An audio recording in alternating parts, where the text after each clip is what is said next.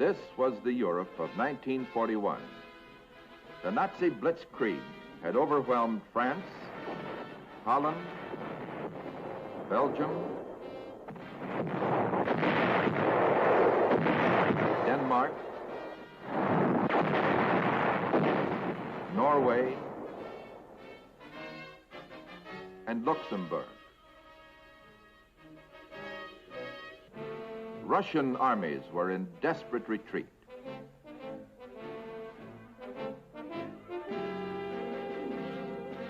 The German Air Force was raining death and destruction on England.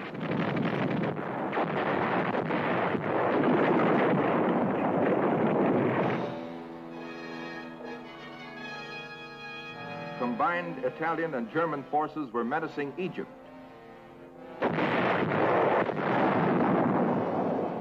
Their objective, to defeat an opposing British army and dominate all North Africa.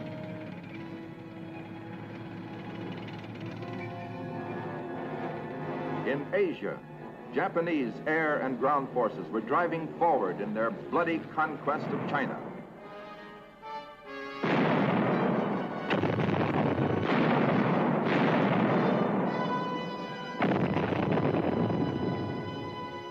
Only one of the world's major powers was still not at war: the United States.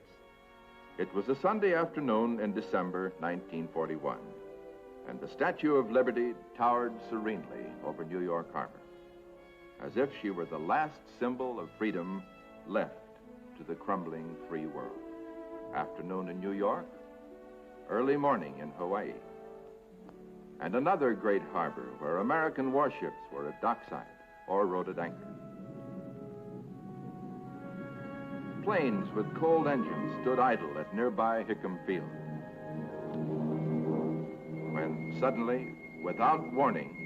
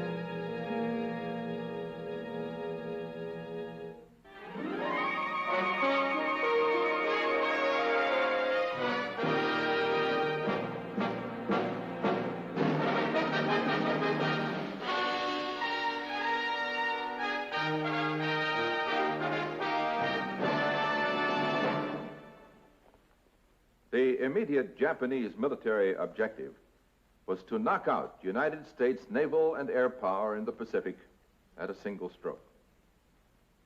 They reasoned that we were committed to eventual entrance in the war in Europe, convinced that we were incapable of fighting a two-front war. The Japanese were right in their calculations to the extent that Roosevelt and Churchill were to agree that the defeat of Hitler, the most powerful of our enemies, must have priority over an offensive against Japan. They followed sound principles of warfare to concentrate the greatest mass of power against the major objective. But it would be nearly a year before we could muster, train, and move an army overseas to attack the strongest of the aggressors. The first American troops to go into action and engage the enemy were those already in the Philippines under General Douglas MacArthur, whose forces would fight not only that first battle, but after more than 3 long years of combat, the final land battle against the last of the aggressors.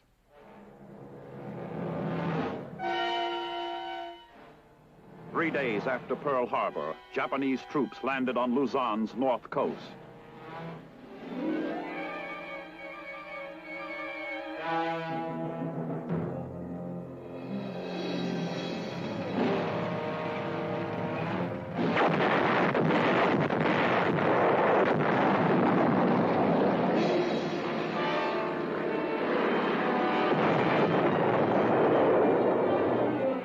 The following day, still another Japanese landing was made on Luzon's east coast.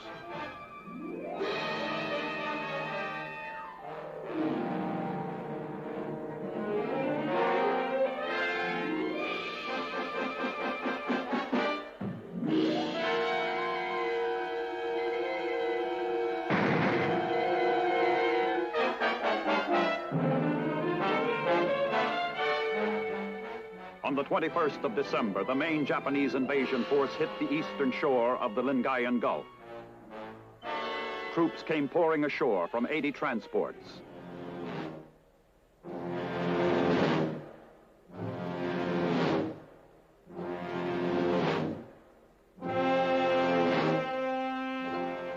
The Japanese onslaught gave General MacArthur only one choice: fight a delaying action, try to regroup his forces. It was a monumental task. The Japanese had struck swiftly, suddenly, devastatingly. They pressed forward unchecked.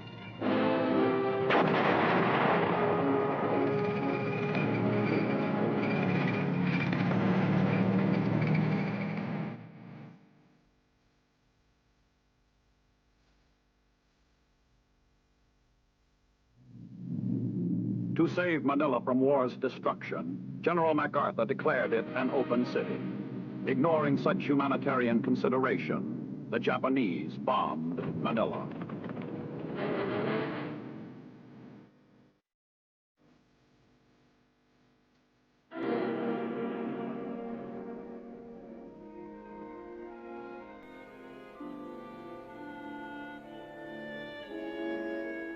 On the last day of 1941, MacArthur withdrew to the mountainous terrain of the Bataan Peninsula, for Bataan and Corregidor commanded Manila Bay.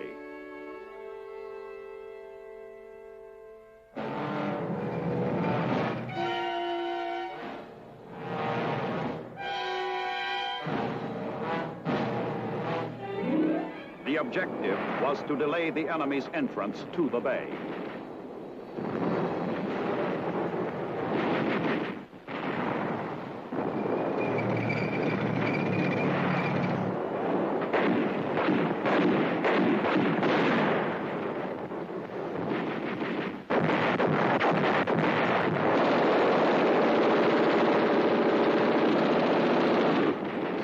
MacArthur and his battling bastards of Bataan, as the troops in grim humor called themselves, knew they were fighting a losing battle.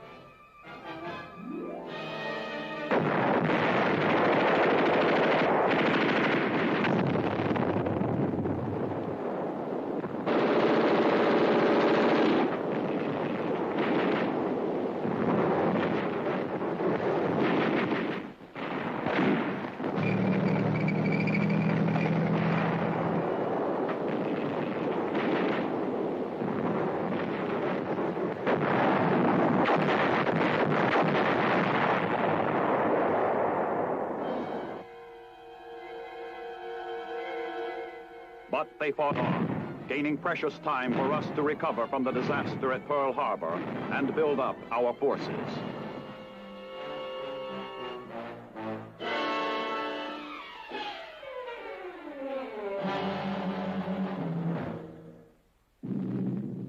There were other prime targets marked by the Japanese. In December 1941, they took Hong Kong and invaded Malaya.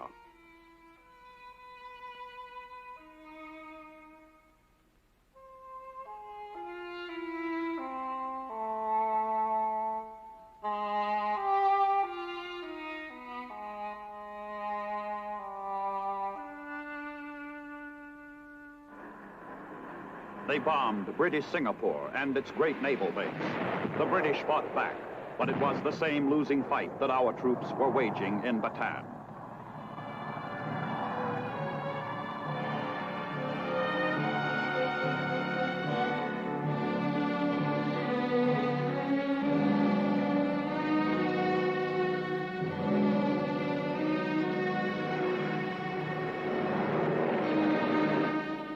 On New Year's Day, 1942, the siege of Bataan began.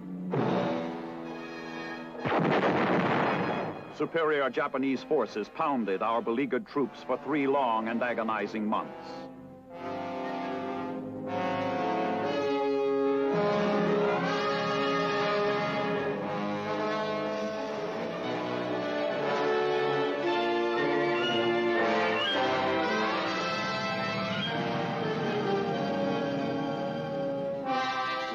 On February 22nd, 1942, President Roosevelt ordered General MacArthur to leave the Philippines and proceed to Australia as Supreme Allied Commander in the Southwest Pacific. MacArthur turned over his command to General Jonathan Wainwright.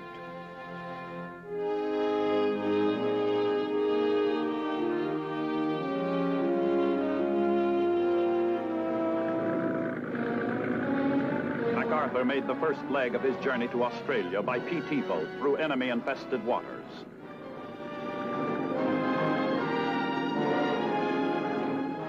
And then by plane from Mindanao.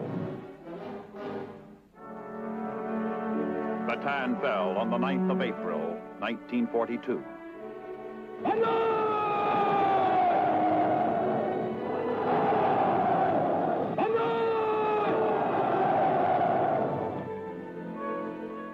Thousands of captured American and Filipino prisoners of war began their infamous death march.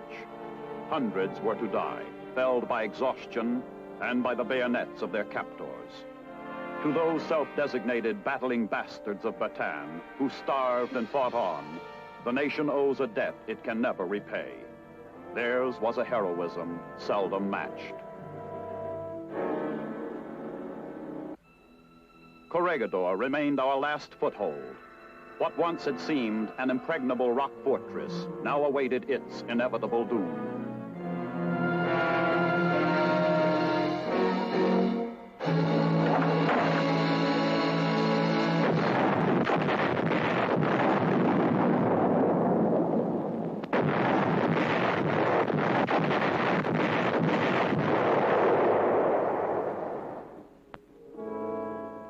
The fortunes of the United States and its allies were at their lowest ebb.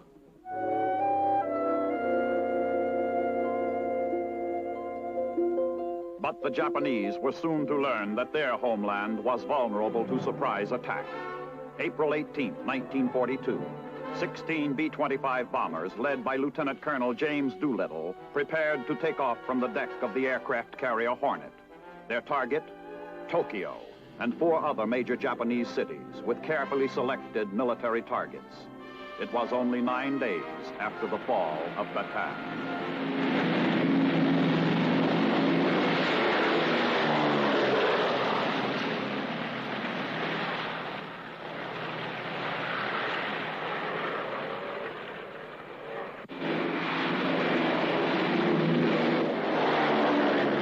Never before had such a carrier-based operation been attempted.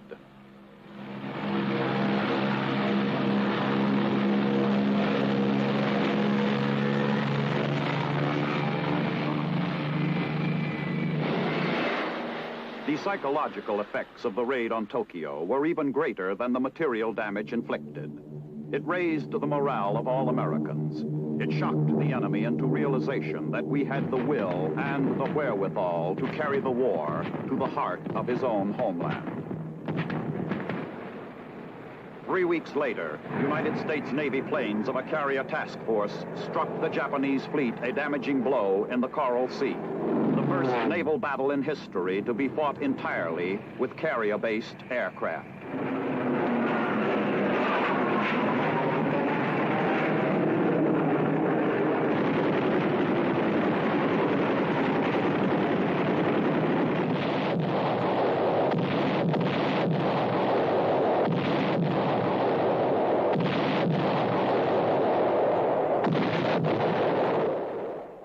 While the Navy was starting to make a comeback, General Wainwright surrendered Corregidor.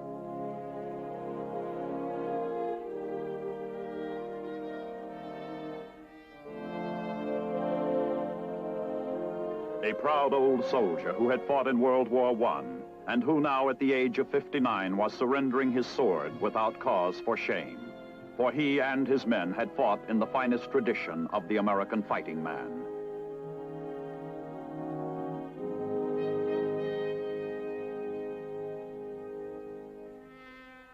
Our stubborn defense of Corregidor had put the Japanese conquest 4 months behind schedule and sent General Hama back to Japan, relieved of his command. In January of 1942, President Roosevelt had addressed Congress and the nation to set new and immediate production goals. First, to increase our production rate of airplanes so rapidly that in this year, 1942, we shall produce 60,000 planes, 10,000.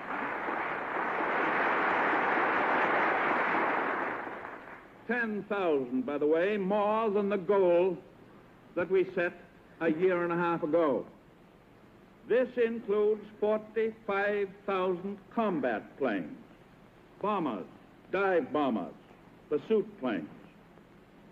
The rate of increase will be maintained, continued, so that next year, 1943, we shall produce 125,000 airplanes, including 100,000 combat planes.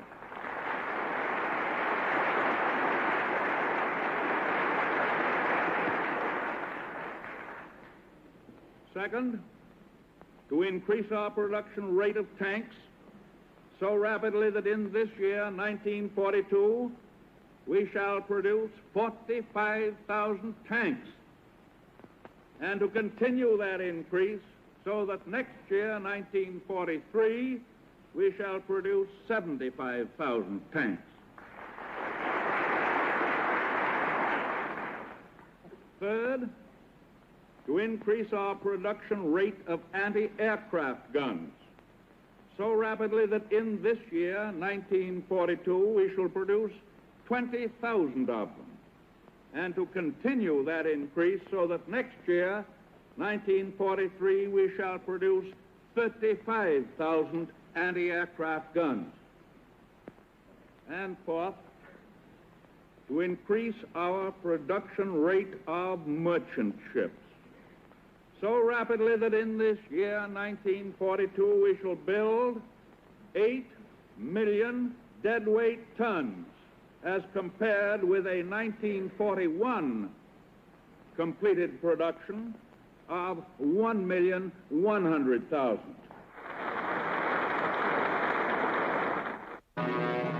Immense forces were mobilizing.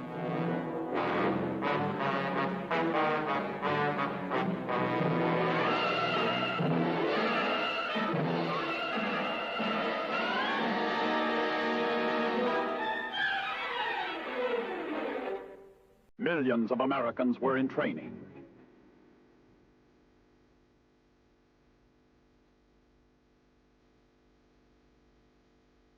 The infantry,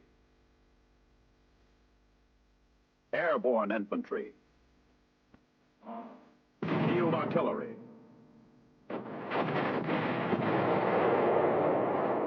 anti-aircraft artillery,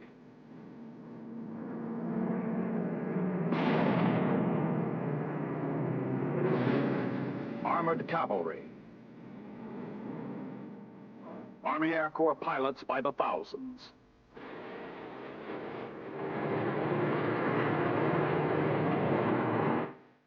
Woman power as well as manpower.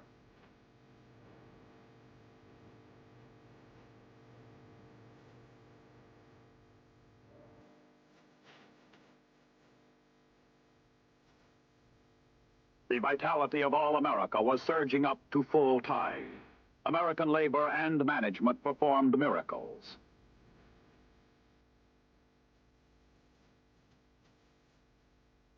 planes, tanks, guns, ammunition. Tens of thousands of items rolled off the lines to supply not only ourselves, but our fighting allies.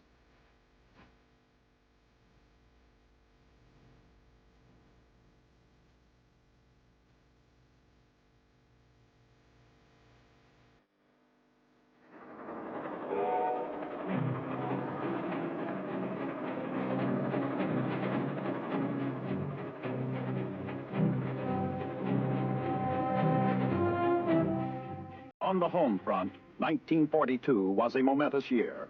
Great plans and stratagems were being laid and coordinated.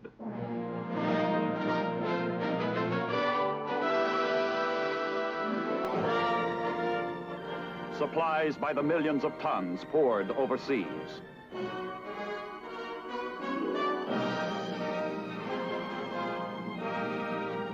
Nazi submarines took a heavy toll.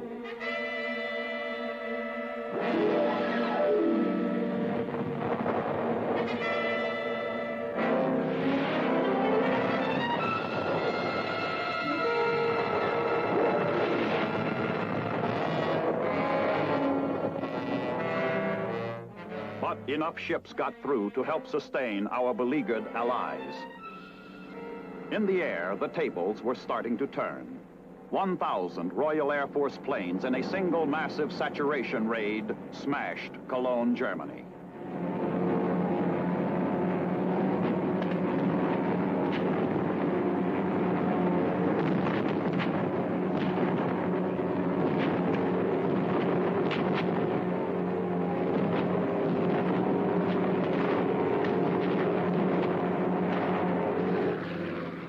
In the Pacific, our naval aircraft inflicted the first decisive defeat on a large Japanese fleet, winning the Battle of Midway.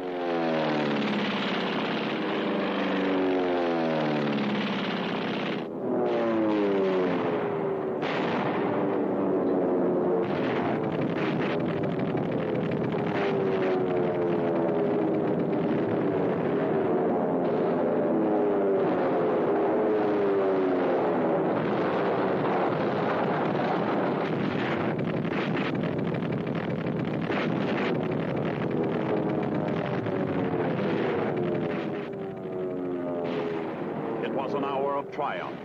There would be others, but they would be slow in coming. Our top military leaders were now taking the high places reserved for them by destiny. General Douglas MacArthur, commander in the Southwest Pacific, and Admiral Chester Nimitz.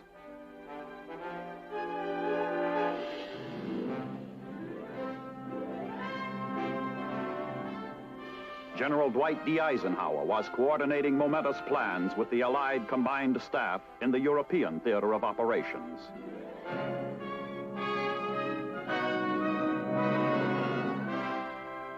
General Leslie McNair, commanding general of all American ground forces.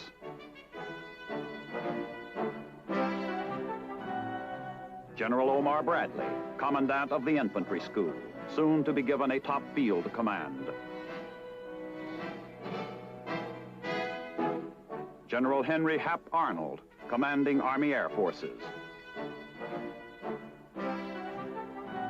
General Brehon Somervell moved up to Chief of the Services of Supply with the stupendous task of logistical support for what would finally be an army of many millions deployed throughout the world. The first of our troops began arriving at overseas staging areas. In North Ireland, England, Australia. On bloody Guadalcanal, Army troops relieved battle-scarred and weary Marines to continue the fight for the Solomon Islands. The United States was demonstrating not only a will to fight, but the capability of fighting a two-front war against great odds on far-flung battlefronts half a world apart.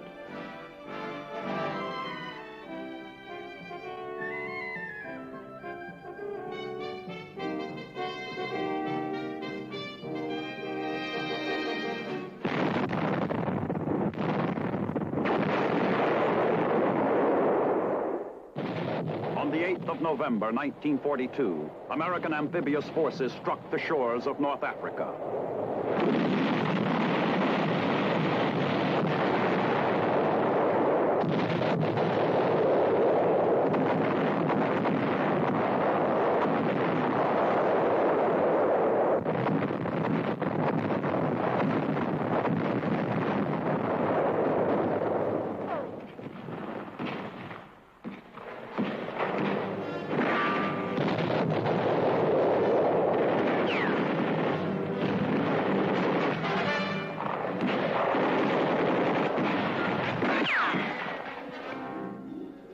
We were, to use an appropriate American phrase, in business.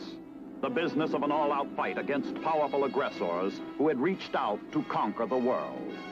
We had come thousands of miles, but not for conquest.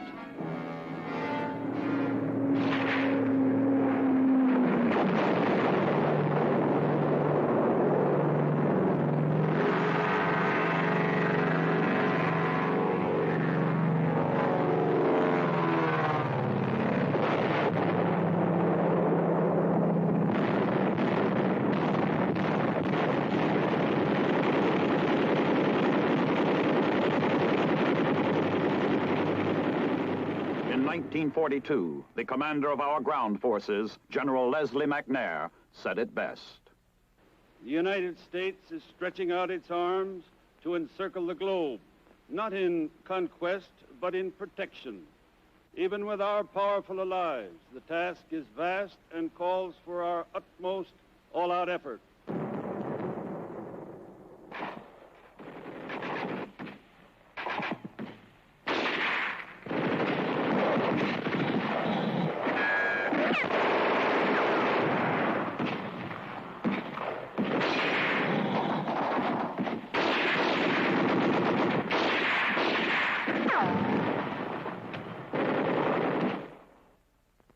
The problem of supply is spoken of as logistics. More specifically, it is the transportation, supply, and quartering of troops, the procurement of all required military equipment and materiel, shipping and distributing cargo to the right place, to arrive at the right time. In World War II, our military planners successfully solved the most stupendous problems of logistics the world has ever known. Our lines of supply fanned out like a network around the world, extending northward to Alaska and the Aleutians, to the Panama Canal, westward across the Pacific to a chain of islands, on to China by way of India, to Burma, to Australia, eastward across the Atlantic to North Africa, the length of the Mediterranean, the Middle East, and the southern route through the Persian Gulf to Russia, to Great Britain, Iceland, and to Russia by way of Murmansk in the far north, and ultimately the entire continent of Europe. Under Lend-Lease to our allies alone, the services of supply shipped approximately $25 billion worth of war materiel. These included approximately 850,000 pieces of heavy equipment, tanks, locomotives, trucks,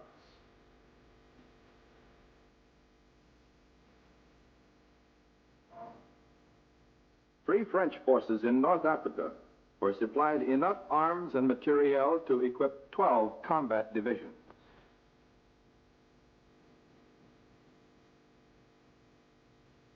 Millions of dollars worth of supplies went to China, flown there from India.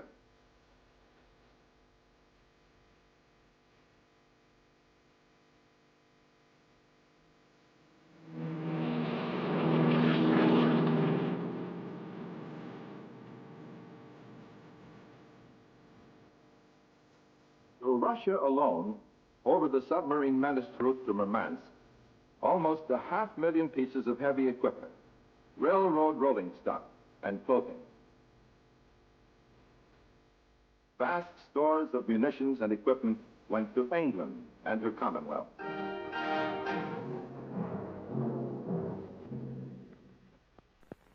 All of this while we were supplying our own widely deployed forces and building up mountains of supplies for the massive invasion of Europe yet to come. The miracle of supply achieved by the United States Army in World War II was historic.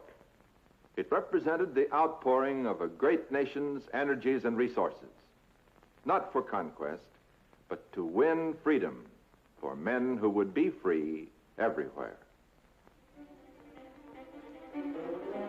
Mighty America had come fully alive. A revitalized agriculture reached the largest food production goals in the history of mankind. Food not only for ourselves and our allies, but for the hungry populations of the countries our armies would liberate and occupy.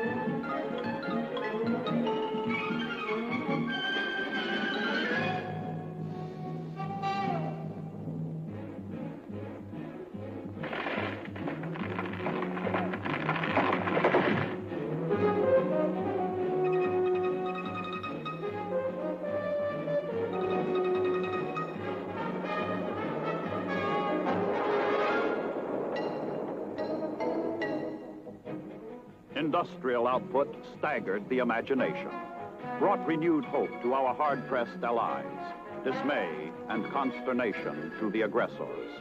It amazed even ourselves.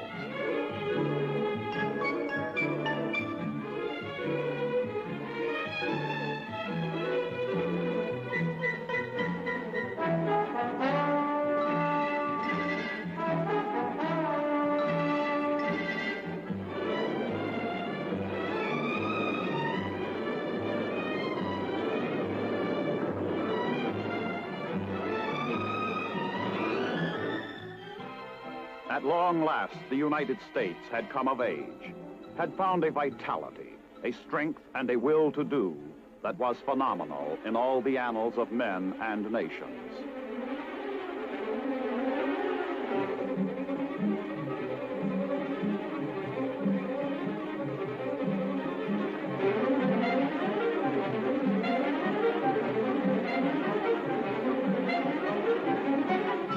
Great convoys of ships stretched out as far as the eye could see, carrying the millions of tons of cargo we kept pouring overseas.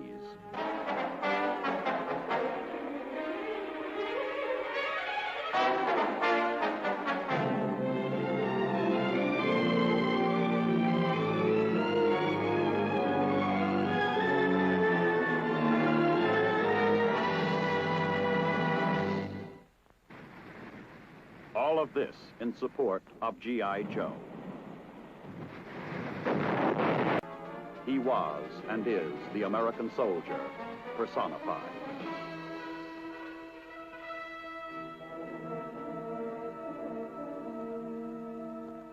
And who were his leaders?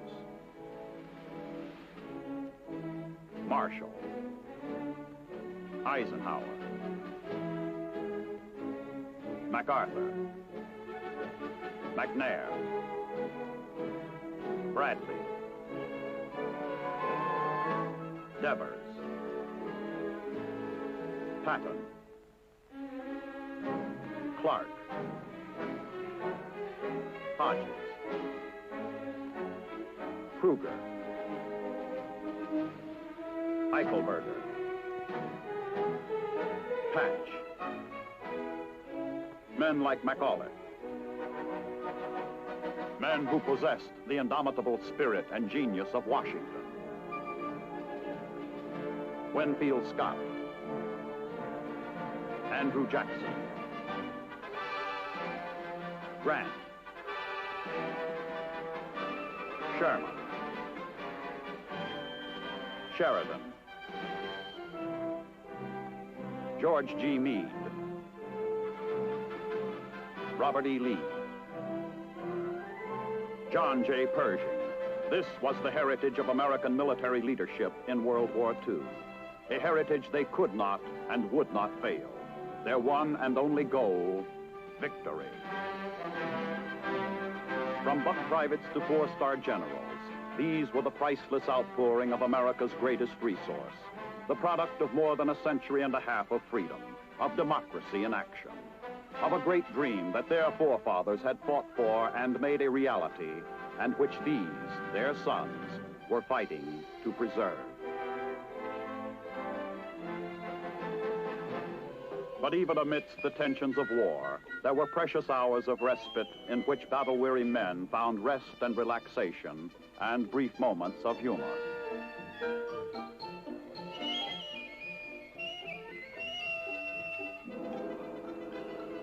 But when they fought,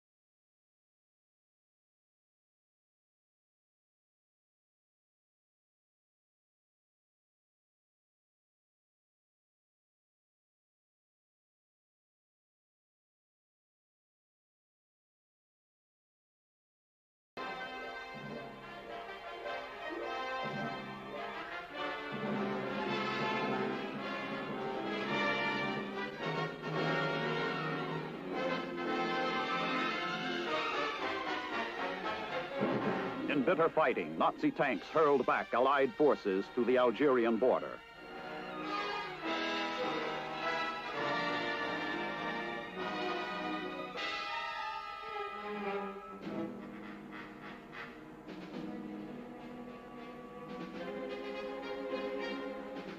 But then, combined American, British, and French units stopped the German-Italian drive at Kasserine and overran Tunisia.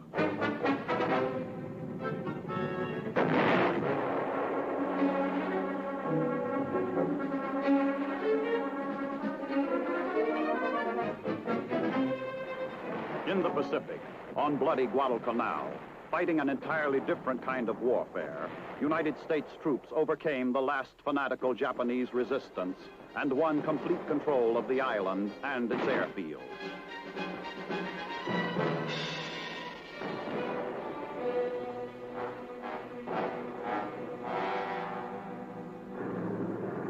In the Battle of the Bismarck Sea, Allied bombers sank 8 transports and 4 destroyers of a Japanese convoy of 16 ships.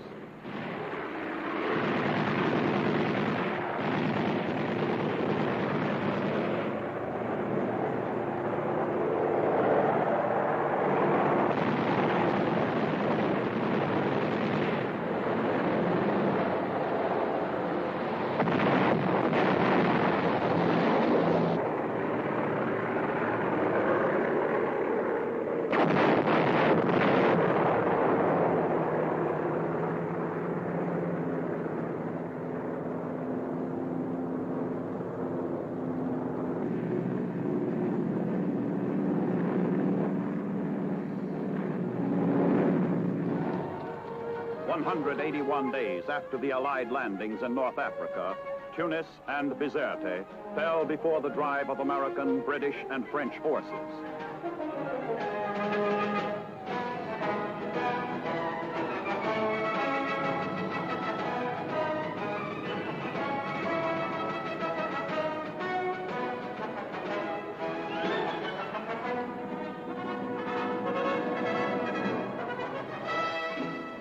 The drive reached its full fury with lightning speed, in the air and on the ground. The enemy was hit harder and harder, crushed in a vice from which there was no escape.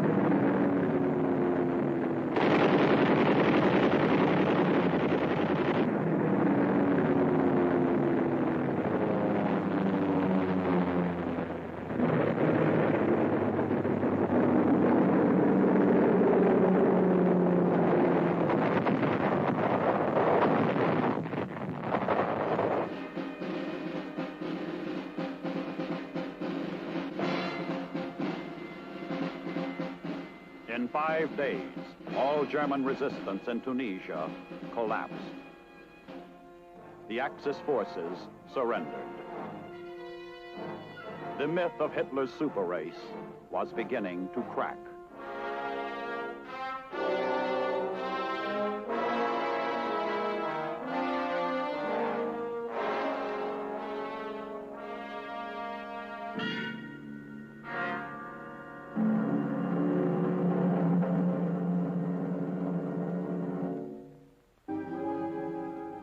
In the faraway Aleutian Islands, American troops had landed on Attu.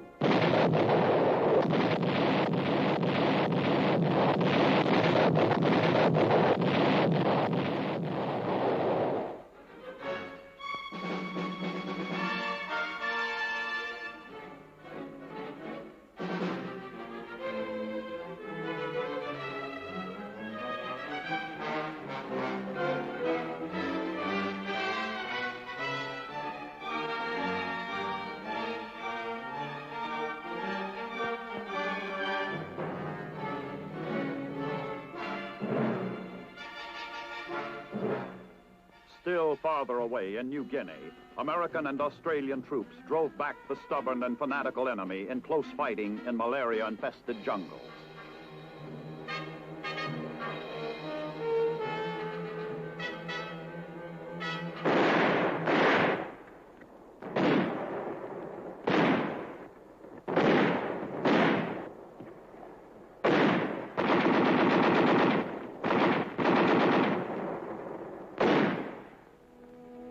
Among the battle casualties we had suffered while fighting in the Buna area were 3 of our general officers, shot in action within less than 100 yards of the Japanese lines.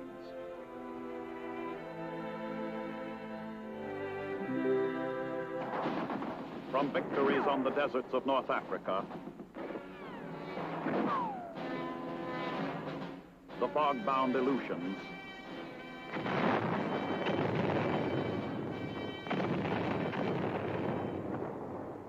to the tropical island of Guadalcanal and the New Guinea jungles, where our troops were driving forward against desperate Japanese resistance, we had indeed spread our forces around the world.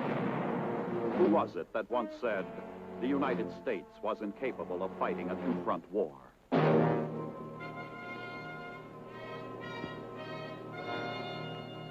Within less than 16 months, the United States Navy had performed a miracle of salvage.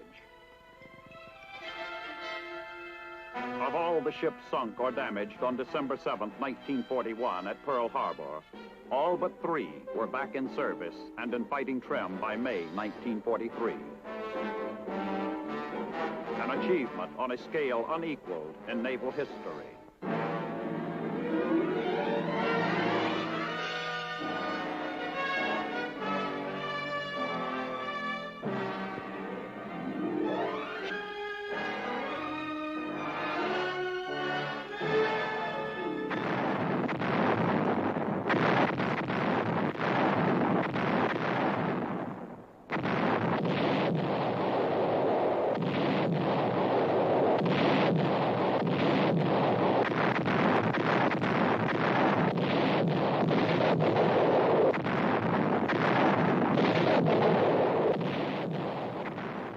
In Russia, the Germans had taken virtually all of Stalingrad by late 1942.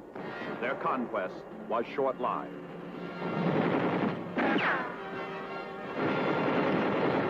Early in 1943, the Russians launched a massive counterattack.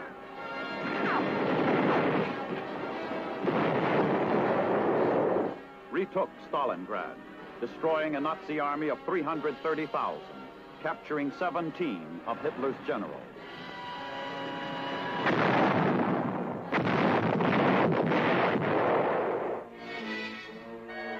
The tide had started to turn in Russia.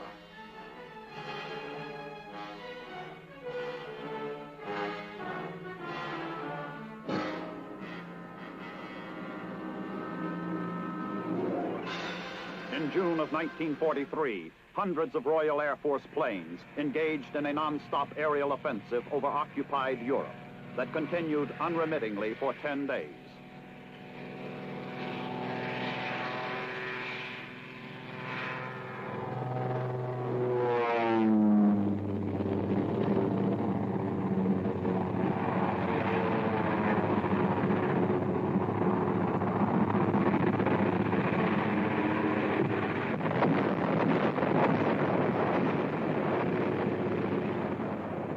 While the tide was turning in the air over Hitler's fortress Europe, American Army, Navy, and Air Forces, along with those of Australia and New Zealand, launched a concerted offensive to drive the Japanese out of New Guinea and the northern Solomon Islands.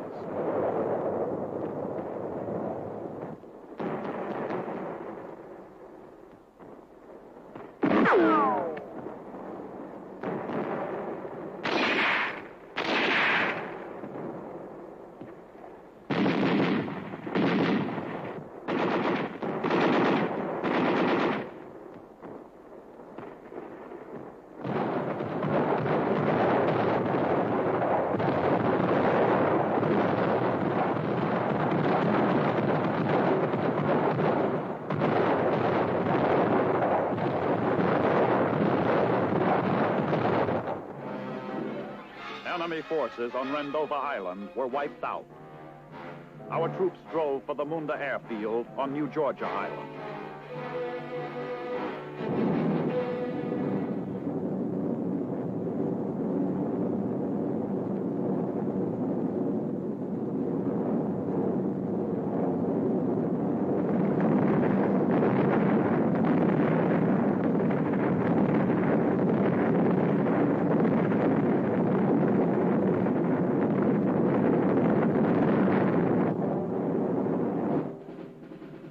With all of North Africa in Allied hands, preparations for Operation Husky were begun immediately to attack the soft underbelly of Europe. The immediate target, Sicily. Little time was lost.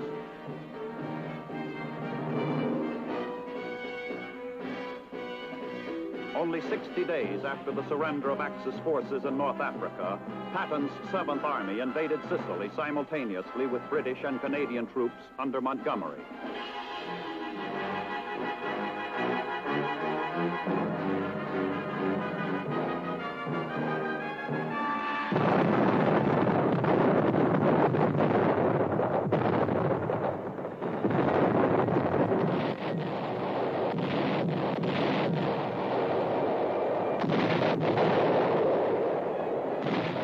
Some 3,000 craft were employed to land an initial force of 160,000 troops.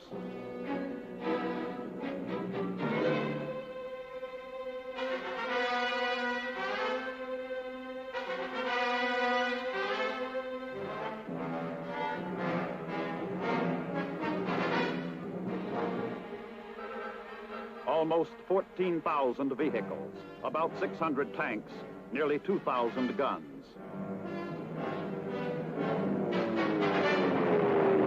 But Sicily was held by more than 200,000 Italian and German troops, strongly entrenched on rugged terrain. It was to be a tough, hard-fought campaign.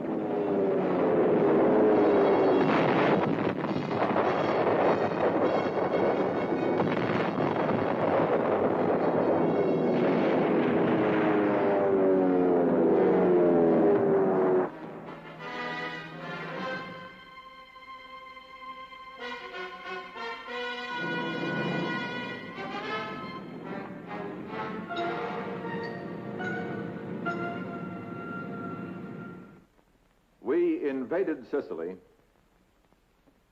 just 18 months after Pearl Harbor.